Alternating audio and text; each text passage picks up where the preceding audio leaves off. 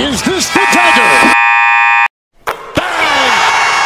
What up, JP Nation? It's your boy JP. If you're a returning subscriber, welcome back to my channel. If you're a new subscriber, welcome to my channel where we do basketball reaction videos and other basketball content. If you know the game of basketball like I do, make sure you subscribe to ItzJustJP down below. Click the notification bell. You know where our next upload is. On the road to 40K. Thank you all so much for tuning in. This is part 2 of Magic Johnson and Larry Bird, A Courtship of Rivals basketball. We saw part 1 where they talked about Larry Bird and Magic Johnson from humble beginnings. Magic getting raised in Lansing, Michigan. Larry Bird being raised in French Lick, Indiana. Two completely different lifestyles. Played in the Olympics together, and then finally facing each other in the NCAA championship in 1979.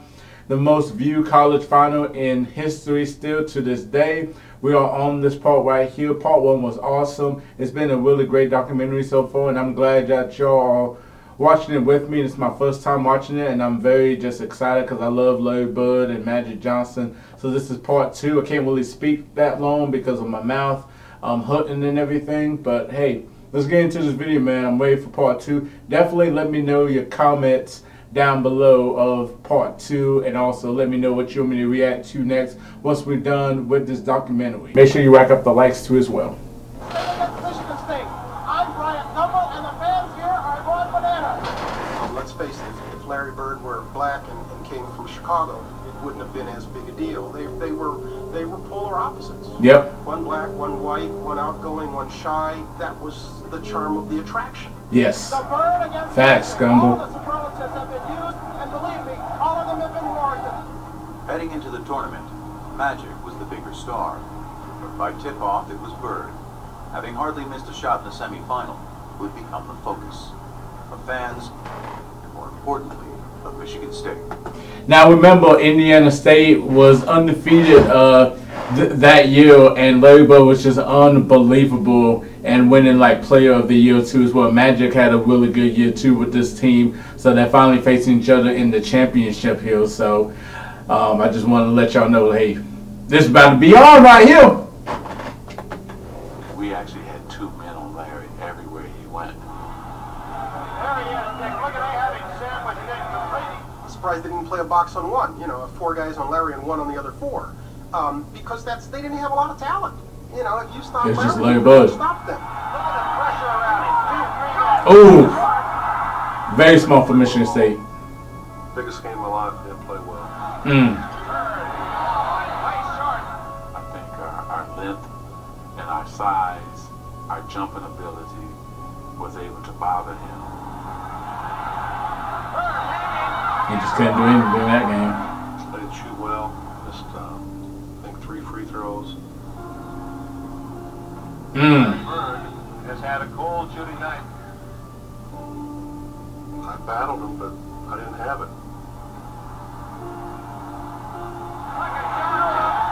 Ooh, what a dunk. And what a pass.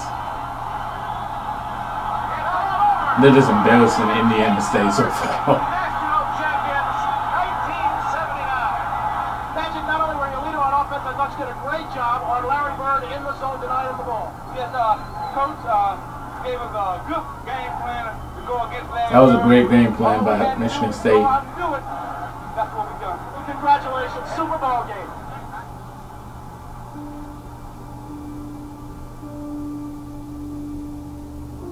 It was over, you know. That was my 4 years. I was done. But it still hurts. When you win 33 in a row and you walk into the game, you know, you never know what to expect. But I expect to win. We didn't win.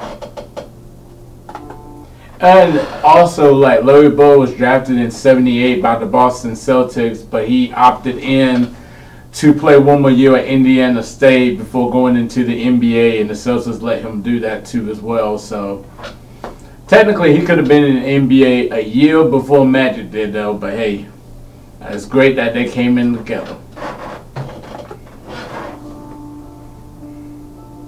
Toughest loss I ever took. I knew it was going to haunt him forever because we were going to see each other a lot.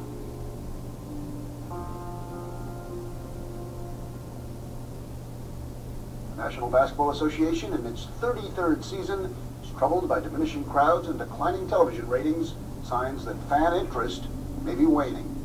If college basketball was flourishing at the end of the 1970s, the pro game was crumbling.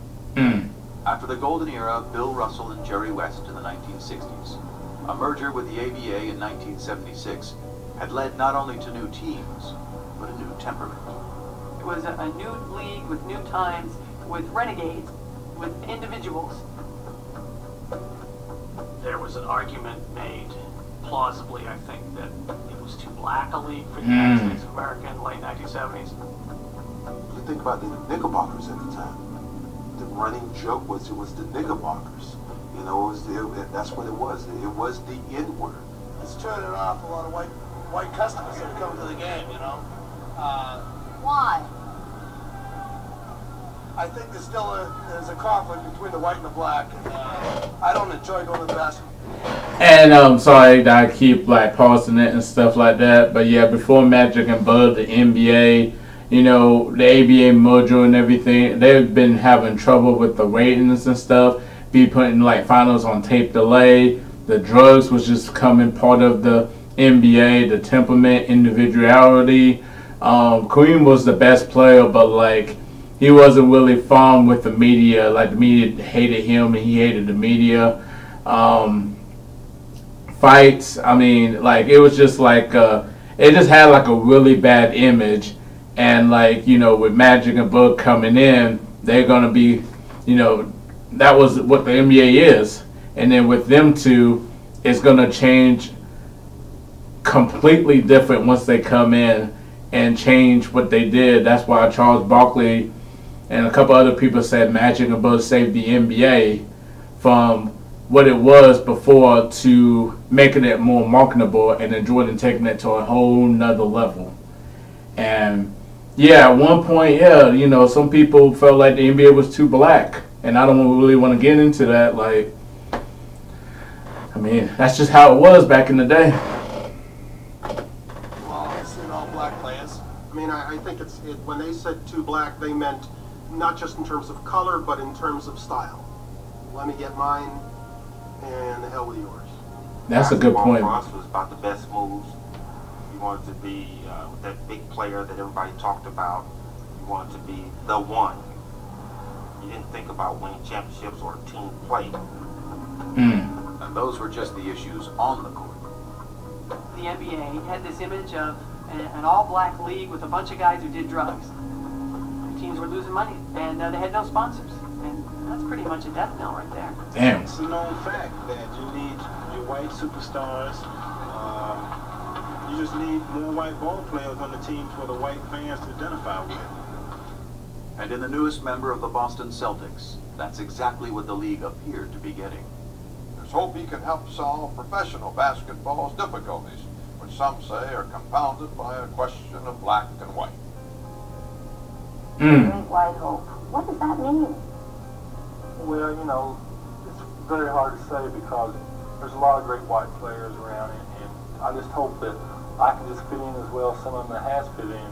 He ran away from that designation. He made it very clear, almost from day one, that he was not the great white hope. You know, the great players are That's the why I white love players Larry. that are best. Such deference meant little to He just black wanna play. Celtics like Curtis Rowe, Sidney Wicks, and Cedric Maxwell, who looked at Bird and saw not the great white hope, but another case of great white hype. He didn't impress me no more than any white guy I've ever seen play. I think that you would say that most black players at the time were racist, in the sense that we did not think that you could find a white guy who could play better than any black guy. That is I facts. walk in the first day of camp, them guys were on the floor stretching, and here comes the white savior, here comes this, here comes that. I sort of enjoyed it, because I knew I was going to battle them all day. Curtis and Sidney didn't last long. They didn't make it through the first practice. They were cut. So that was just Cedric. I'm thinking, oh, he's slow, he can't get off a shot. He's not that strong. This is going to be a layup. Bam, knocks down a jump shot. Maybe that was some luck. Gets the ball again. Bam, knocks down another jump shot. Now I'm thinking like, okay, better D him up. I'm gonna D this guy up. I'm gonna show him what's like. 20 feet away, bam. 25 feet away, bam. My mind just goes, damn, this white guy can play. It was a good thing too. The storied Celtics might have been the winningest team in NBA history, but they were fresh off their worst season in 30 years. That was an awful season prior. In Bird, they had a player who was not only supremely talented, but tough enough to take on any challenge. And wanted to win. I always played like everybody in the world was against me. I thought everybody was against me. I should think up things to get me rattled before a game. He knew how to fight. I know that from off the floor. One night, somebody was giving one of his buddies a hard time, and Larry went over and, said, hey, this is my friend here. This guy was a pretty good sized guy. By golly, they go out back, and the guy turns and says something to Larry. Larry hit this guy, and I caught him. Hit him so hard, I go, whoa. Damn. From the old school. And that's how he played. Larry Bird plays it to the hilt, baby. Played the game hard. Played rough. There was no frills about him. He came in, he threw elbows. There was nothing smooth about Larry. Blue collar Walker. Like that. Yep. They're hardworking people. They like, that's how people view them. And that's what Larry was. I still can't believe he did that. That was They awesome. also like winners. When Bird led the Celtics to the NBA championship in just his second season, he was finally one of those too. Boston loved Larry Bird. It just wasn't so clear at first how much Bird loved the city back. There's only one place I'd rather be, French Lick. Thank you. Man, Larry was almost agoraphobic in his treatment of anything outside his hometown. He wanted to be the Wizard of Oz. He wanted to intimidate people and keep them at bay. The further we are away from each other, the more I like him. I had a nice little house. I had my little yard. I want to go from there to practice back. If we had a game coming up, I want to go there, a game, and back home. It was all basketball. My whole life was basketball. He was just sitting there with just me, you were looking around, mumbling, trying to find things that we had in common that we could talk about. Now, we started talking about basketball, we started talking about players. It was, that was great. U.S. history? No. We forced passes, we made errors down the stretch. Daily events? No. I made the shot, and from then on we was up by 2, and they had to get back in the game, which they did. Politics? No. Try to not do anything I can do, or do no more than what I can do. I just go out and try to do my basic game. He proudly dubbed himself the Hick from French Lick, and he looked every bit the part. But those who played him for simple did so at their own peril. One of the great ways, I think, of winding up with no money in your pocket is to think Larry Bird is dumb. Syntax is not intelligence. Unlettered is not stupid.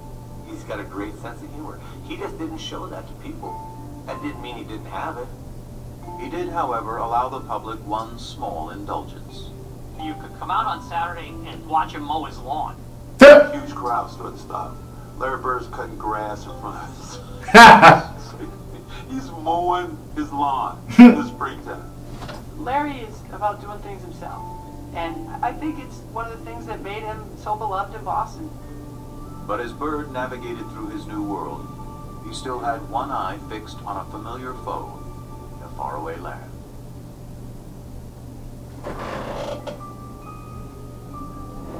What tripped me out was I'm riding in the limo, and I'm seeing orange trees and lemon trees in people's front yards. I said, stop, I gotta go pick an orange. Are you crazy? I said, no, I gotta do this. And so I ran up like a scared little kid, grabbed the orange and ran back to the limo. I'd never seen an orange tree. I'd never seen a lemon tree. I was fascinated.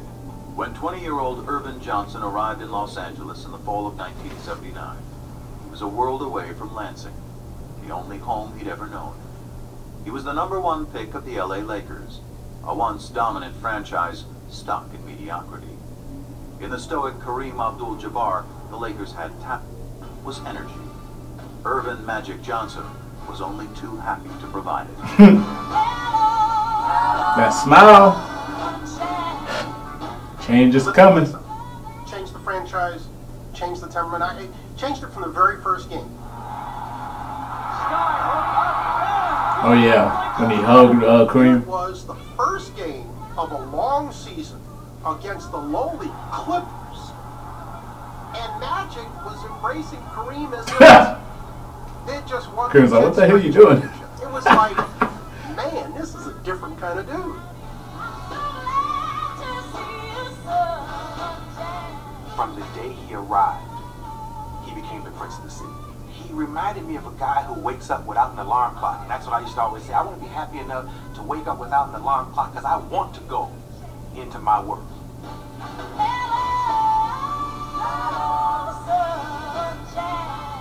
He had it, what it is. As far as I was concerned, the it was not his ability or his size. The it was his attitude, was his leadership, was his mind. I mean, I don't have to talk about Game 6 in Philadelphia. Magic Johnson will show. In his rookie season, Magic had helped lead the Lakers to the NBA Finals against the Philadelphia 76ers. In Game 6, some with battles. an injured Abdul-Jabbar back home in LA, Magic played all 5 positions, scored 42 points, grabbed 15 rebounds, 7 assists. dished out 7 assists, leading the Lakers to the championship. Gonna find his MVP. In just 4 years, he had won titles in high school, college, and the pros. Unbelievable. What do you have that makes you perform like this in these championship games? Well, I don't know. Just I love to win. Across the masthead of the Los Angeles Times the next day, it said, "It's Magic." He was a star when he first arrived here, coming off the NC2A game. And quickly, during that first season, he became one of the stars in town. But that game put him on another level. That made him the star in town. It's funny how I wanted to meet the celebrities, but they wanted to meet me. I was like, Jacques. Hey, wow, you know who I am? He was young, famous, and after Lakers owner Jerry Buss signed him to a 25-year, $25 million contract, very rich. The kid from Lansing was ready to sample a different kind of fruit.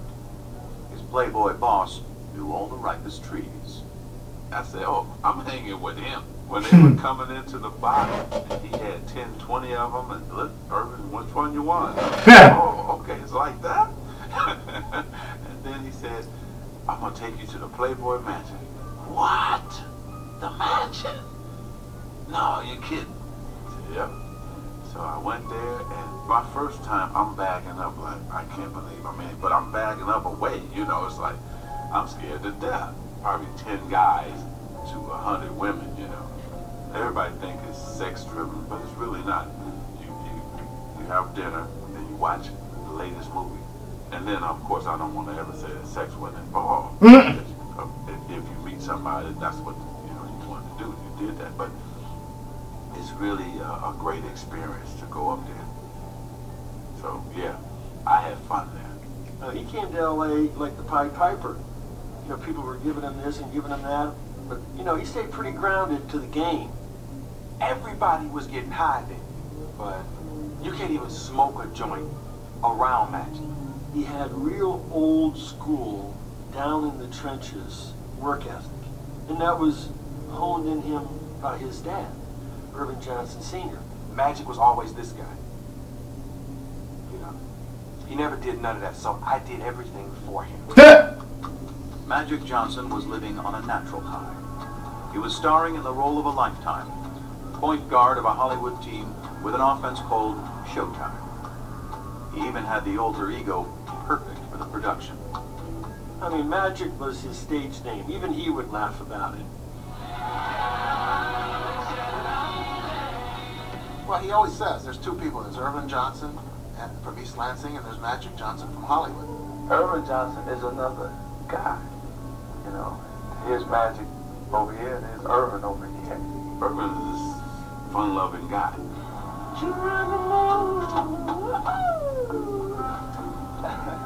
Magic was so serious and dedicated to his game, and he was a crazy, crazy competitor and a crazy man. Irvin, I think, is the smiling kid from Lansing. I think Irvin died about 25 minutes after the NCAA championship game. Irvin doesn't have the ego that Magic has. Magic got a crazy ego, and winning is everything. And Irvin wanted to, along with Magic, conquer LA. After having led the Lakers to 2 NBA titles in their first 4 years in town, Magic and Irvin were well on their way. I think Magic wanted to be friends with Larry Bird. He wanted to be friends with him on the World Invitational Tournament, and Larry just wasn't very receptive. I think he wanted to be friends with him during the Final Four. Larry wouldn't even go over and shake his hand. So now Magic's saying, well, what's with this guy? Everybody loves me. How come you don't love me? And then they get to their rookie year, the first time they play each other, well, they have a very hard foul.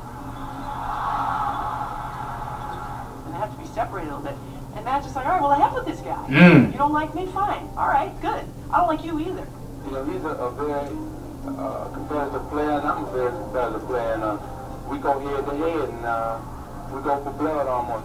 The vibe was nasty. It was ugly. It was we didn't like each other. I'm the one that did all that. To tell you the truth, I just don't want to be hanging around it. I mean, that was my main competition. There you go. And he couldn't escape the memory of losing to him in 1979. Oh, it ate Andy bad that he didn't win that national title against Magic. That was something that just burned him. It was one thing for them to be in the 79 championship. Magic had the better team. Everybody agreed with that. Magic had the better game. Fine. Now you get to the pros. Larry has this incredible year. Here he is watching in a club while Magic Johnson wins a championship, and he's thinking, all right, I'm behind 2-0 now. I watched that game, and I couldn't believe it. I always wanted to play at that level. But what Bird couldn't possibly have known was that he had inspired Magic's performance when he was named Rookie of the Year. The PR person from the Lakers says, hey, Irvin, the Rookie of the Year voting has come out. And Magic says, okay, well, who won? He said, well, Larry Bird won. And Magic says, well, was it close? And he said, oh, no. He went out that day, yes, to try to win the NBA championship, but also to prove it to one Larry Bird. You know what? I should have been Rookie of the Year. Even though I won the championship, I still want to win Rookie of the Year. He won that championship. I was pissed. I wanted one. But even after he had won one the next year, his obsession only grew deeper. I'd get up in the mornings and see what he did because their games came on late. Then you look at the box score. I had to have him there for some reason, like a crutch, somebody to compare myself to. I hated what was being said that Larry was better than me, and I'm just a guy who can control the game. My first 4 or 5 years, that bothered me a lot. I didn't tell nobody it bothered me, but it did. Their competitive dislike emerged from a greater truth, that on the court, they were doppelgangers. Team-oriented stars who cared about winning above all else. Basketball savants who fused the substance of the 60s with the style of the 70s to create a new and exciting yet selfless way to play the game in the 1980s. Yeah, I'm going to pass. But I'm going to pass in a way to make you look like a jackass. I'm going to end it there. That was perfect. I'm going to make you pass like a jackass.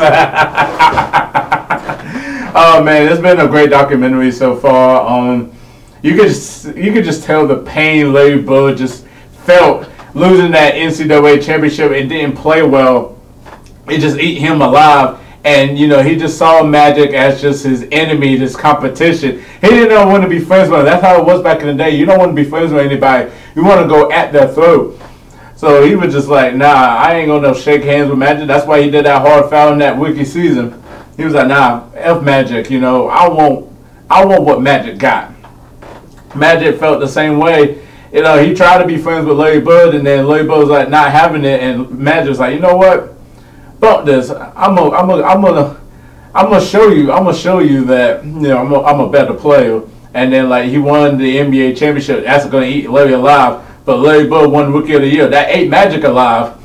And the votes were not even close. 63 to 3 votes. That is just crazy. That is crazy. And then like Larry was just, everybody was putting Larry as like the better all around player, and Magic was just a great team player.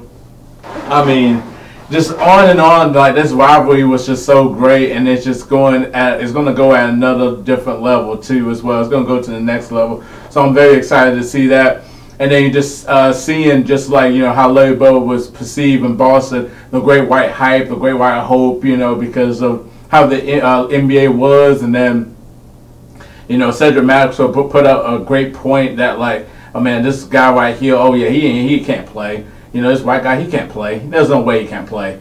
And then Larry just proved him wrong on that first day of training camp, and he was like, boy, he could really play. And then just seeing, and they never talked about this in the documentary, but Larry Bird changed that franchise around that first season because it was really bad. They won like 20-something games, and then with Larry Bird in the lineup in his rookie season, Boston won 61 games, went all the way to the Eastern Conference Finals, and lost to Philadelphia, who will lose to the Los Angeles Lakers. Imagine we had Larry Bird versus Magic Johnson in the rookie season in the NBA Finals. Just imagine that. That would be just unbelievable. That would be unbelievable. But Larry Bird did win the championship in his second year. But, you know, Boston really loved him because he was just a hard worker, and, like, he was just your everyday guy, you know. Like, he's mowing the lawn and people just, like, standing outside just watching mow the lawn. Like, he was just your everyday blue-collar worker, and that's what Boston loved about him. He hustles and just wants to win and do whatever it takes necessary. He's tough. Like that, he embodied Boston. And then Magic just fit so much in LA, you know, like with his ability to pass the ball, make his teammates better, running the fast break, smiling, just the Showtime Lakers. Like, he fit LA's just perfect, just with his play and his style. And just like, you know, bringing his positive energy, but like inside you see a guy that really wants to win and will win at all costs, and just the competitiveness that he has. So, you know, shout out to Larry Bird, shout out to Magic Johnson. This was a great part 2. Part 3 will definitely be in the works, and also part 4 too as well. Let me know in the comments below how you like the documentary. Make sure you subscribe to ItzJustJP for more content. Click the notification bell. You know our next upload is on the road to 40K. Thank you all so much for tuning in. I'm JP. We'll see you in part 3. Peace.